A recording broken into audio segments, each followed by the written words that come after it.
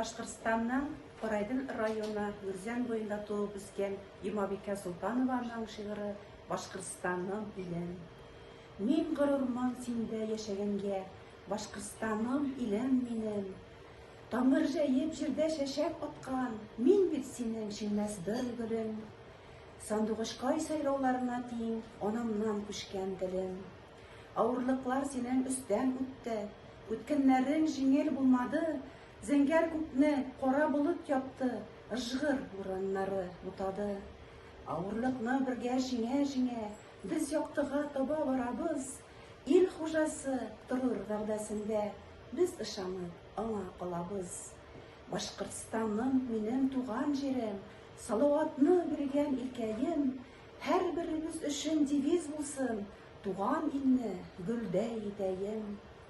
Төрле телләр синдә чәчәк ата, кыю чыга һәр чак сүзебез, башлар горур, ышанышлар арта, якты булыр килер көнебез. Башкортстан туган җиребез, Башкортстан туган илебез.